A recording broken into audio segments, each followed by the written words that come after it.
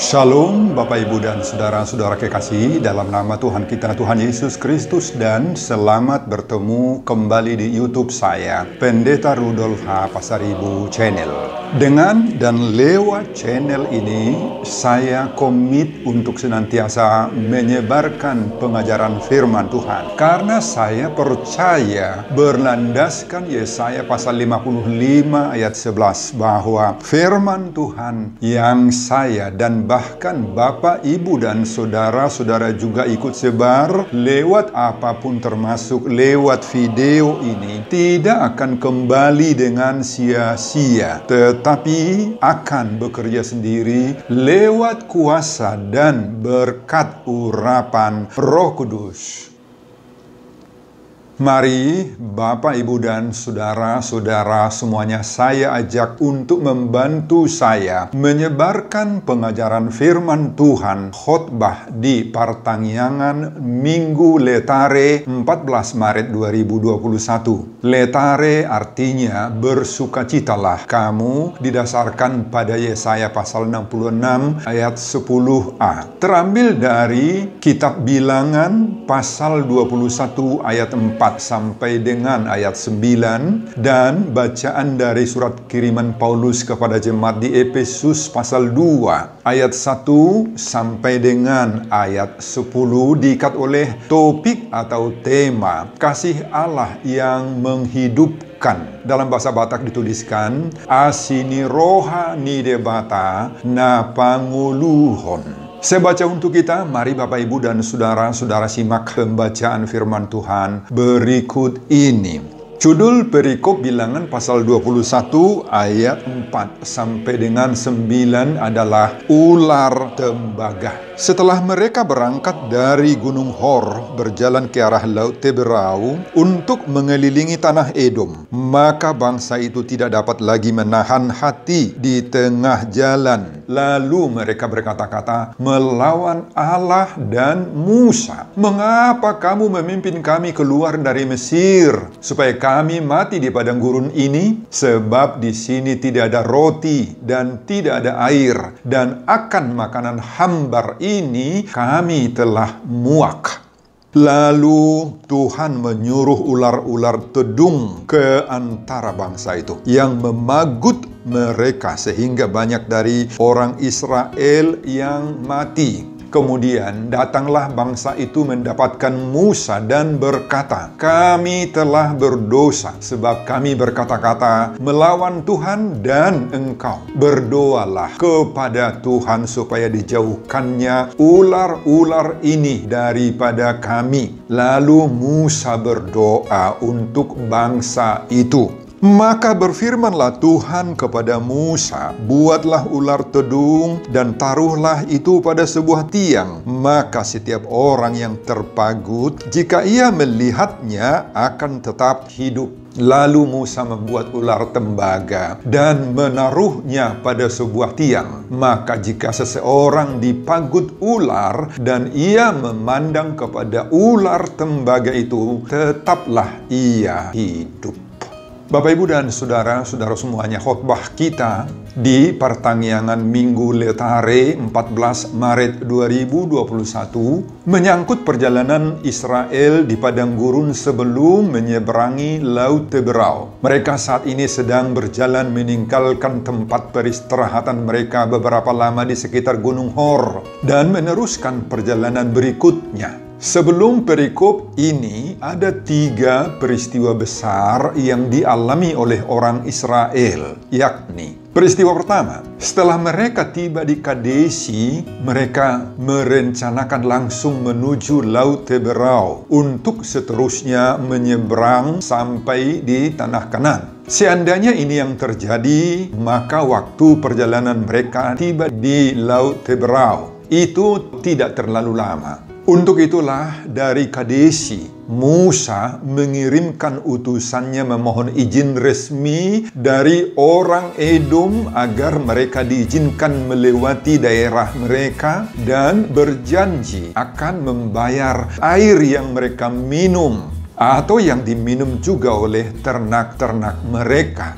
Namun ternyata orang Edom tidak mengizinkan mereka melewati negeri mereka. Pada pasal 20 ayat 20 dan 21 disebutkan, tetapi jawab mereka, "Tidak boleh kamu lalu." Maka keluarlah orang Edom menghadapi mereka dengan banyak rakyatnya dan dengan tentara yang kuat. Ketika orang Edom tidak mau mengizinkan orang Israel lalu dari daerahnya, maka orang Israel menyimpang, meninggalkannya. Itu peristiwa pertama. Kemudian peristiwa kedua. Setelah permintaan Musa gagal melewati daerah Edom, seterusnya dari Kadesi, mereka melanjutkan perjalanan ke Gunung Hor. Apa yang terjadi di sana? Terjadi peristiwa duka yang sangat memilukan bagi semua orang Israel, yakni kematian Harun di Gunung Hor. Peristiwa ini membawa duka cita yang sangat mendalam bagi semua orang Israel. Karena Harun itu dipandang sebagai imam dan bapak rohani yang sangat dicintai oleh mereka. Dan untuk mengobati duka lara yang mendalam itu, mereka menangis selama 30 hari, 30 malam. Terdapat dalam Bilangan pasal 20 ayat 22 sampai dengan 29. Kemudian peristiwa yang ketiga, sebelum perikop ini disebutkan terjadi perang melawan Raja Arad, orang Kanani. Meski peperangan ini dimenangkan Israel atas perkenanan Tuhan, namun peperangan ini menyebabkan kerugian besar bagi bangsa Israel, baik secara material maupun banyaknya korban-korban yang tewas dan yang menjadi tawanan dalam peperangan ini. Ini terdapat dalam Bilangan pasal 21 ayat 1 sampai dengan ayat 3 sebelum khotbah kita.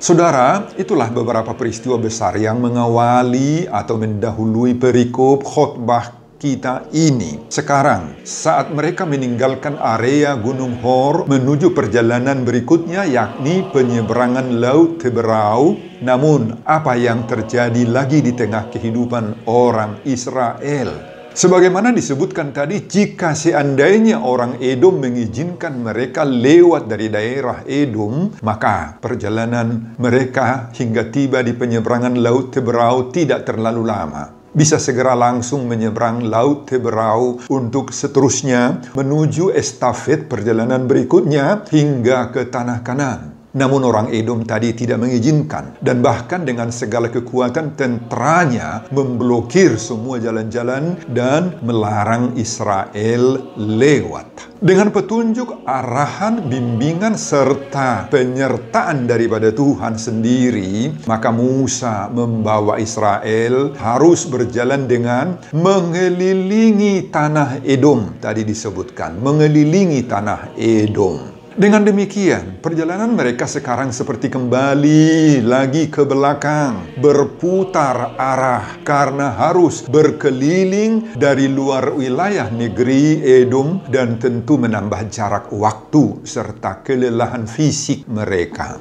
Saudara, inilah yang menyulut terjadinya kemarahan besar-besaran umat Israel terhadap Musa dan bahkan terhadap Tuhan Allah sendiri. Kenapa? Mereka sangat mempertanyakan kenapa harus kembali lagi berputar ke belakang sehingga perjalanan mereka merhatiung-hatiung berkeliling-keliling. Mereka marah dan bersungut-sungut serta berkata kepada Musa dan Tuhan, "Kenapa kita harus melewati jalan seperti ini, balik ke belakang?" Pada ayat 5 ditulis, "Mengapa kamu memimpin kami keluar dari Mesir supaya kami mati di padang gurun ini?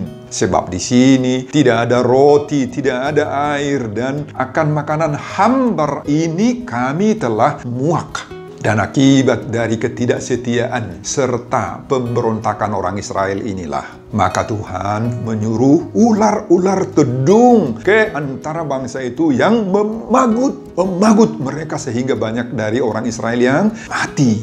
Untung mereka datang kepada Musa dan berkata, "Kami telah berdosa sebab kami berkata-kata melawan Tuhan dan Engkau. Berdoalah kepada Tuhan supaya dijauhkannya ular-ular ini daripada kami."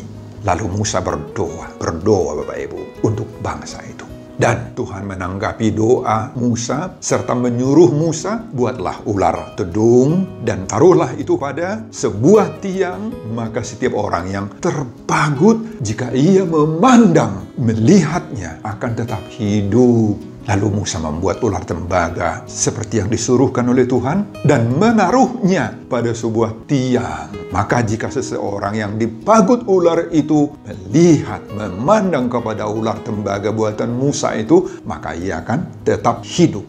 Saudara, inilah khotbah kita di Minggu Letare di bawah topik atau tema kasih karunia Allah yang menghidupkan. Dalam bahasa Batak dituliskan asini rohani de Batak napa ngoluhon. Saudara, apa yang menjadi pelajaran berharga dari pengalaman orang Israel ini bagi kita di saat mendengar khotbah ini, Bapak Ibu? Mari kita telusuri satu persatu dari ayat per ayat. Pertama, dari ayat 4, agar kita mau dipimpin oleh Tuhan. Itu pelajaran pertama. Saudara, orang Israel memberontak melawan pimpinan Tuhan lewat Musa dalam melaksanakan perjalanan mereka karena dianggap seperti perjalanan yang berputar-putar dan melelahkan. Pada ayat 4 dituliskan, setelah mereka berangkat dari Gunung Hor berjalan ke arah Laut Teberau untuk mengelilingi tanah Edom, maka bangsa itu tidak dapat lagi menahan hati di tengah jalan. Menahan hati di tengah jalan. Dalam terjemahan bahasa Batak dituliskan, gabe murhingma rohani bangsowi di tengah jalan. Saudara, kata menahan hati dalam bahasa Indonesia, murhing dalam bahasa Batak, itu diterjemahkan dari bahasa aslinya Ibrani, kasar. Artinya dalam bahasa Inggris, angry, marah betul, impatient, tidak sabaran. Saudara, orang Israel menanggapi tuntunan arahan pimpinan Tuhan dengan menahan hati. Atau lebih jelas terjemahan kata Batak, murhing. Saudara, kalau sudah disebut dalam bahasa Batak murhing, wajah itu berkerut kecut. Lebih pas lagi menurut bahasa aslinya, tidak sabar, marah betul. Saudara, ini menjadi pelajaran bagi kita di saat ini. Jangan-jangan banyak di antara kita juga yang sering seperti orang Israel ini. Hati kita keras, tertahan, murhing, angry, marah betul pada Tuhan. Banyak di antara kita yang tidak tahan dengan cara-cara Tuhan untuk menuntun dan membimbing kita dalam perjalanan hidup kita ini. Terutama di saat Tuhan mengizinkan hidup kita melewati berbagai-bagai kesusahan, penderitaan, dan kondisi-kondisi yang sulit.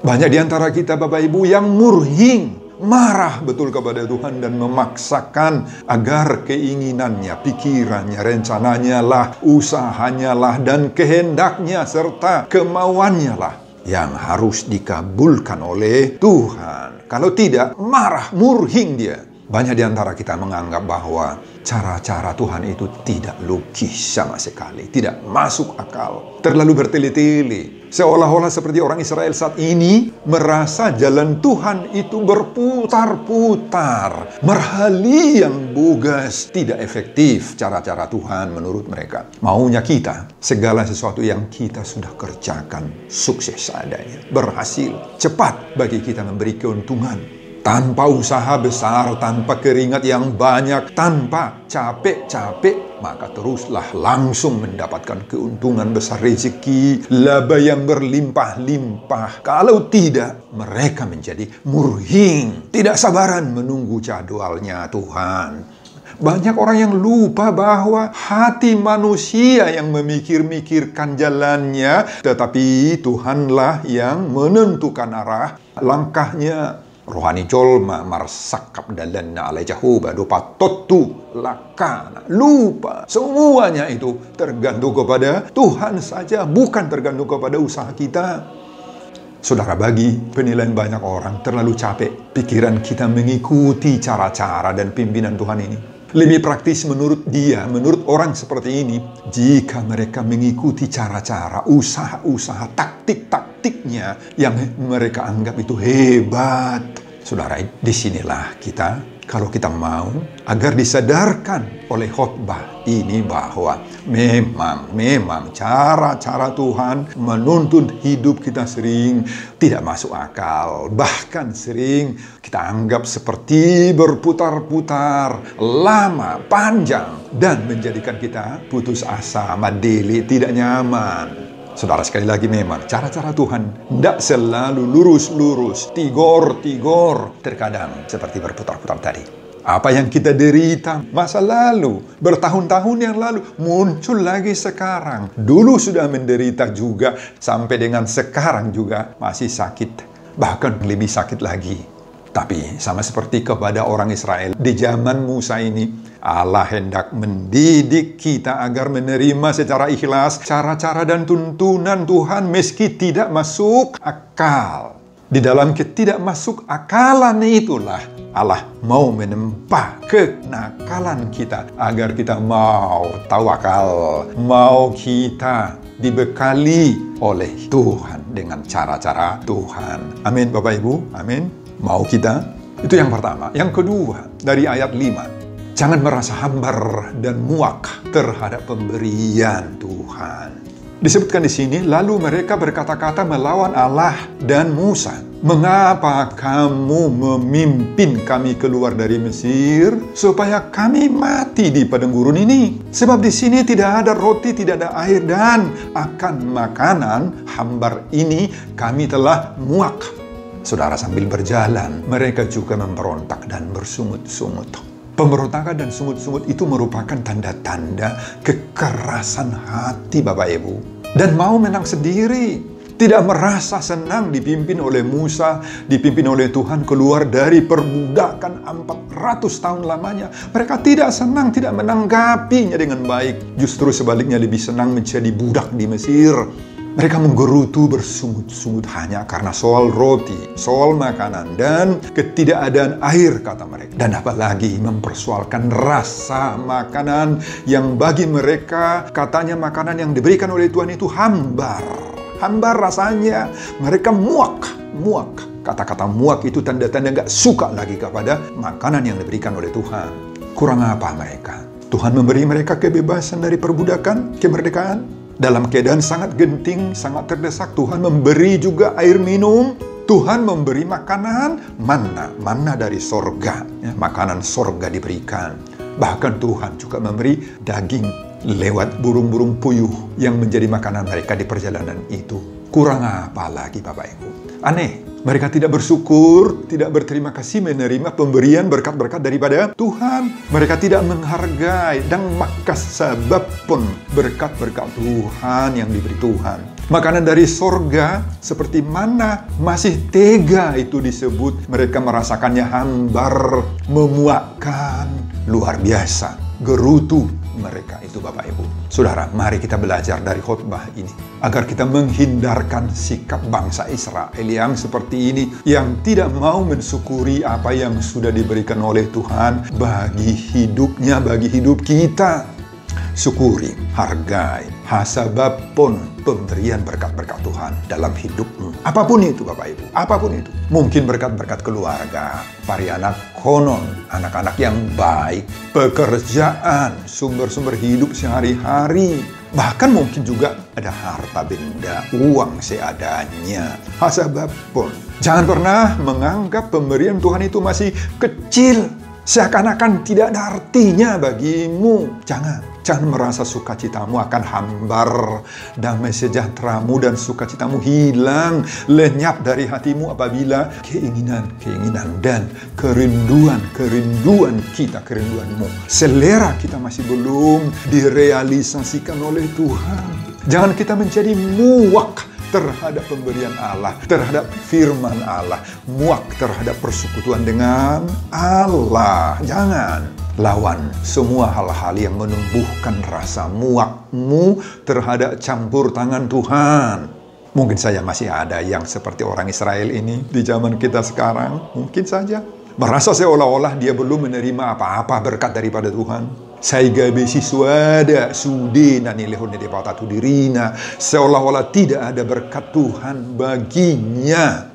Sudah diberi Tuhan kesempatan punya mobil hitam, juga tidak puas, mau tambah lagi mobil yang merah warnanya yang lebih mentereng. Selera yang tidak terkendali membuat manusia menjadi merasa muak, gine-gine dalam bahasa Batak, hambar dalam bahasa Indonesia, tidak menghargai, mensyukuri apa yang diberikan oleh Tuhan. Makanya hati-hati Bapak Ibu, terutama di zaman modern sekarang, banyak yang membuat hati kita muak, hambar, gine-gine terhadap pemberian Allah, firman Allah, khotbah, terhadap ibadah minggu, sehingga lebih baik bagi sebagian orang, sebagian kecil mungkin, lebih baik pelesiran keluar kota timbang ke gereja, ke tempat ibadah, ke pertanian. Apalagi semakin diperparah oleh masa pandemi coronavirus disease saat-saat ini. Karena sebagian besar gereja kita hanya streaming saja. Mari Bapak Ibu, hindarkan sikap muak, hambar, gine-gine, apatis terhadap segala pemberian Tuhan dalam hidup kita. Syukuri, hargai, dan jangan memberontak kepada Tuhan. Amin. Bapak Ibu mau? Pelajaran yang ketiga dari ayat 6. Tuhan menghukum pemberontak dan yang tidak menghargai pemberian Tuhan. Saudara, ini resikonya. Para pemberontak dan melawan kepemimpinan Tuhan itu ditindak tegas oleh Tuhan dengan mendatangkan ular tedung, uluk tulung api. Kenapa ular tedung yang didatangkan oleh Tuhan? Sebenarnya banyak cara yang lain yang bisa dipakai oleh Tuhan menghukum orang yang memberontak kepadanya itu. Tetapi kepada orang Israel, binatang inilah yang disuruh Tuhan. Karena binatang seperti ular ini banyak di padang gurun, jadi dekat dengan mereka. Ular inilah yang paling cepat bertindak terhadap para perusuh yang tidak menghargai kepemimpinan Tuhan. Saudara, mari kita hindarkan pemberontakan kepada Tuhan dalam bentuk apapun. Dalam bentuk apapun. Memang banyak yang membuat kita di saat-saat ini bersungut-sungut, memberontak, tidak puas terhadap pemberian Tuhan dalam hidup kita. Mungkin oleh masalah ekonomi, oleh hidup sehari-hari yang tidak survive. Para anak konon, anak belum dapat jodoh, sudah kawin, sudah nikah, tetapi belum dapat momongan, belum ada cucu dan lain-lain. Banyak yang tidak membuat hati kita puas Bapak Ibu, tetapi mari kita syukuri apa yang ada pada saat ini pada kita. Tetap berharap Tuhan memberi yang terbaik. Terbaik, tentu yang terbaik itu di sini dalam arti menurut ukuran Tuhan sendiri. Sabarlah dalam kesesakan, dalam hidupmu. Yang keempat, dari ayat 7, peranan pemimpin umat atau Musa sangat besar. Saudara, oleh doa Musa sebagai pemimpin umat Israel, Tuhan mendengar permintaan umat itu. Sehingga menyuruh Musa membuat patung ular tembaga. Setiap orang yang memandangnya akan sembuh selamat. Inilah peranan seorang pemimpin yang baik. Memang motif itu datangnya dari masyarakat itu sendiri yang langsung datang kepada Musa. Mereka sudah bertobat, mereka sudah mengetahui pemberontakannya. Musa tidak membiarkan yang dipimpinnya itu mati konyol, menderita.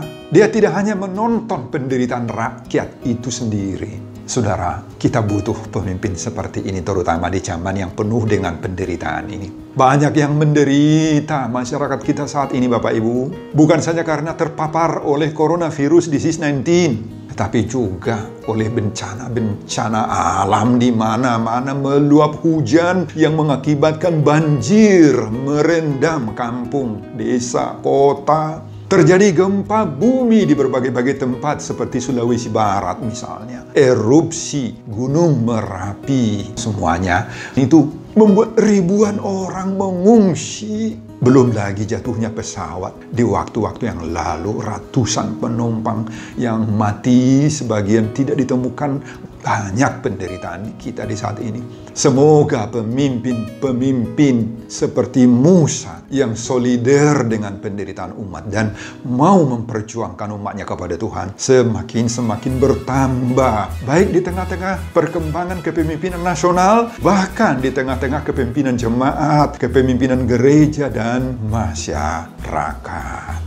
Kita doakan supaya timbul pemimpin-pemimpin yang baik. Yang kelima, dari ayat 8 sampai 9, keselamatan hanya ada pada Yesus Kristus yang tersalib.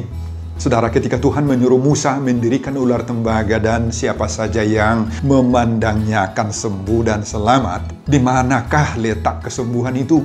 Apa ada kekuatan patung ular dari tembaga itu? Tidak, bukan di situ. Kesembuhan berasal dari kepatuhan mereka melakukan perintah Tuhan, yakni mau memandang patung ular buatan Musa, suruhan Tuhan.